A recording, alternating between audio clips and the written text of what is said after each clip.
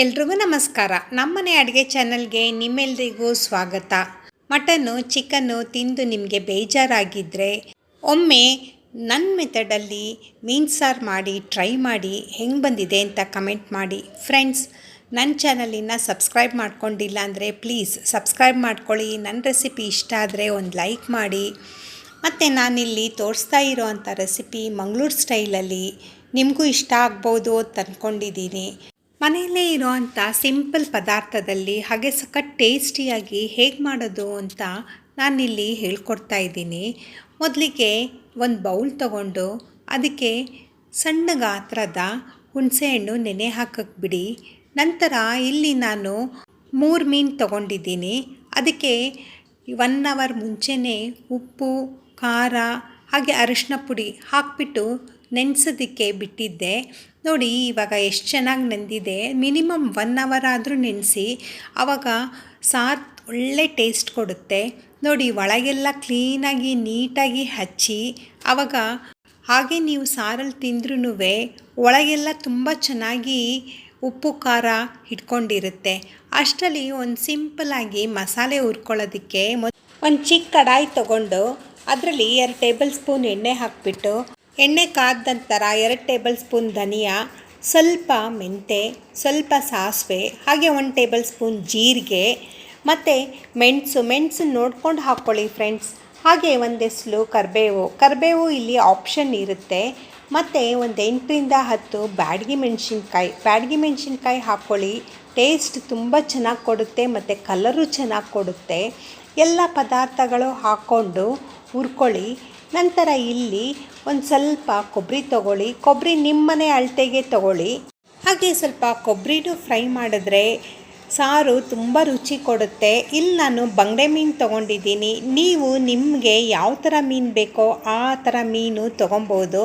ಆದರೆ ಮೀನು ಸಾರಿಗೆ ಮಾಡೋ ಮೆಥಡೆಲ್ಲ ಒಂದೇ ಇರುತ್ತೆ. ಇಲ್ಲಿ ನಾನು ಬ್ಯಾಡಗಿ ಮೆಣಸಿನ್ಕಾಯಿ 1ರಲ್ಲಿ 2 ಮಾಡ್ಕೊಂಡಿದ್ದೀನಿ. ಸ್ವಲ್ಪ ಚೆನ್ನಾಗಿ ಹುರ್ಕೊಳ್ಳಿ. ನಂತರ ತಣ್ಣಗಾದಮೇಲೆ ಒಂದು ಮಿಕ್ಸಿ ಜಾರ್ ತೊಗೊಂಡು ಅದಕ್ಕೆ ತಣ್ಣಗಾಗಿರೋ ಅಂಥ ಮಸಾಲ ಎಲ್ಲ ಹಾಕಿಬಿಟ್ಟು, ಹಾಗೆ ಒಂದು ಸ್ವಲ್ಪ ಕೊತ್ತಂಬರಿ, 2 ಟೊಮೆಟೊ ಸ್ಕಿಪ್ ಮಾಡಬೇಡಿ ಫ್ರೆಂಡ್ಸ್, ತುಂಬ ಚೆನ್ನಾಗಿರುತ್ತೆ. ನಂತರ ನುಣ್ಣಗೆ ಪೇಸ್ಟ್ ಮಾಡ್ಕೊಳ್ಳಿ. ಆಮೇಲೆ ಒಂದು ಕಡಾಯಿ ತೊಗೊಂಡು ಒಂದು 4 ಟೇಬಲ್ ಸ್ಪೂನ್ ಎಣ್ಣೆ ಹಾಕಿಬಿಟ್ಟು ಅದಕ್ಕೆ ಮೀಡಿಯಮ್ ಸೈಜಲ್ಲಿ ಹೆಚ್ಚಿರೋ ಅಂಥ 2 ಈರುಳ್ಳಿ ತೊಗೊಳ್ಳಿ. ಈರುಳ್ಳಿ ಸ್ವಲ್ಪ ಹುರ್ಕೊಳ್ಳಿ. ತುಂಬ ಹುರ್ಕೊಳ್ಳೋಕ್ಕೆ ಹೋಗಬೇಡಿ, ಅದ್ರ ಕ್ರಂಚಿನೆಸ್ ಹೋಗಿಬಿಡುತ್ತೆ. ಸ್ವಲ್ಪ ಹುರ್ಕೊಳ್ಳಿ ಫ್ರೆಂಡ್ಸ್. ಈ ಗ್ಯಾಪಲ್ಲಿ ನನ್ನ ಚಾನಲ್ ನೋಡ್ತಾ ಇರೋರು ಪ್ಲೀಸ್ ಸಬ್ಸ್ಕ್ರೈಬ್ ಮಾಡ್ಕೊಳ್ಳಿ. ಹಾಗೆ ನನ್ನ ರೆಸಿಪಿ ಇಷ್ಟ ಆದರೆ ಲೈಕ್ ಮಾಡಿ. ನೀವು ಮನೆಯಲ್ಲಿ ಟ್ರೈ ಮಾಡಿ. ನಾನು ಮಾಡಿ ತೋರಿಸ್ತಾ ಇರೋದು ತುಂಬ ಸಿಂಪಲ್ ಮೆಥಡಲ್ಲಿ ಮನೆಯಲ್ಲೇ ಸಿಗೋ ಅಂಥ ಪದಾರ್ಥದಲ್ಲಿ ನಾನು ಮಾಡಿ ತೋರಿಸ್ತಾ ಇದ್ದೀನಿ. ಈರುಳ್ಳಿ ಹುರ್ಕೊಂಡಾದಮೇಲೆ ನಂತರ ಮಸಾಲ ಪೇಸ್ಟ್ ಮಾಡ್ಕೊಂಡಿರೋದು ಅದನ್ನು ಸಹ ಒಗ್ಗರಣೆಗೆ ಹಾಕಿ, ಮತ್ತು ಕನ್ಸಿಸ್ಟೆನ್ಸಿಗೆ ಎಷ್ಟು ನೀರು ಬೇಕೋ ಅದನ್ನು ಹಾಕಿ, ನೆನೆಸಿಟ್ಕೊಂಡಿರೋ ಅಂಥ ಹುಣಸೆಹಣ್ಣಿನ ರಸ ಎಲ್ಲ ಪದಾರ್ಥಗಳು ಹಾಕಿಬಿಟ್ಟು ನೀಟಾಗಿ ಒಂದು ಸತಿ ಮಿಕ್ಸ್ ಮಾಡ್ಕೊಳ್ಳಿ ಫ್ರೆಂಡ್ಸ್. ಕನ್ಸಿಸ್ಟೆನ್ಸಿಗೆ ಎಷ್ಟು ನೀರು ಬೇಕೋ ಅಷ್ಟು ಈಗಲೇ ಹಾಕ್ಕೊಂಬಿಡಿ. ಆಮೇಲೆ ಪದೇ ಹಾಕಿದ್ರೆ ಸಾರಿನ ಟೇಸ್ಟ್ ಹೋಗಿಬಿಡುತ್ತೆ. ನೋಡಿ, ಸ್ವಲ್ಪ ಮೀನು ಸಾರು ಸ್ವಲ್ಪ ಮಂದವಾಗಿರಬೇಕು, ತೀರಾ ತೆಳ್ಳಗೆ ಮಾಡಬೇಡಿ. ತೆಳ್ಳಗೆ ಮಾಡಿದ್ರೆ ಟೇಸ್ಟ್ ಚೆನ್ನಾಗಿ ಬರಲ್ಲ. ಸಣ್ಣ ಉರಿದಲ್ಲಿ 10 ನಿಮಿಷ ಬೇಯಿಸಿ ಲಿಡ್ ಮುಚ್ಚಿಡಿ.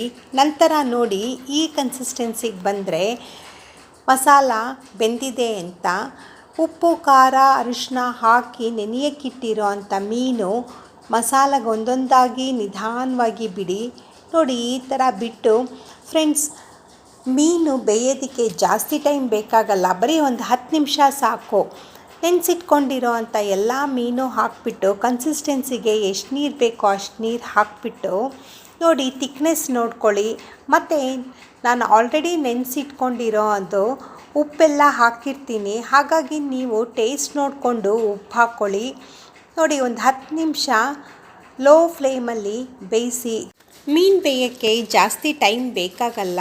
ಸೊ ಲೋ ಫ್ಲೇಮಲ್ಲಿ ಒಂದು 10 ನಿಮಿಷ ಲಿಡ್ ಮುಚ್ಚಿಟ್ಟು ನೀವು ಬೇಯಿಸಿದ್ರೆ ರೆಡಿಯಾಗಿದೆ ನೋಡಿ ಮೀನು ಸಾರು. ಇದು ಮಂಗಳೂರು ಸ್ಟೈಲಲ್ಲಿ ನಿಮಗೆ ತೋರಿಸ್ತಾ ಇರೋದು. ಫ್ರೆಂಡ್ಸ್, ನನ್ನ ರೆಸಿಪಿ ಇಷ್ಟ ಆದರೆ ಪ್ಲೀಸ್ ಒಂದು ಲೈಕ್ ಮಾಡಿ, ಹಾಗೆ ಸಬ್ಸ್ಕ್ರೈಬ್ ಮಾಡ್ಕೊಳ್ಳಿ. ಮೀನು ಸಾರು ಕಾಂಬಿನೇಷನ್ಗೆ ಪ್ಲೇನ್ ರೈಸು, ಮುದ್ದೆ, ಚಪಾತಿ ಎಲ್ಲನೂ ಒಳ್ಳೆ ಕಾಂಬಿನೇಷನ್ ಇರುತ್ತೆ. ಇನ್ಫ್ಯಾಕ್ಟ್ ಮೀನು ಸಾರು ಇವತ್ತು ಮಾಡಿ ನಾಳೆ ತಿಂದರೆ ಇದ್ದಿದ್ದು ಒಳ್ಳೆ ಟೇಸ್ಟ್ ಕೊಡುತ್ತೆ. ನೋಡಿ, ಇಲ್ಲಿ ನಾನು ಒಂದು ಪ್ಲೇಟಿಗೆ ಸರ್ವ್ ಮಾಡ್ಕೊಳ್ತಾ ಇದ್ದೀನಿ.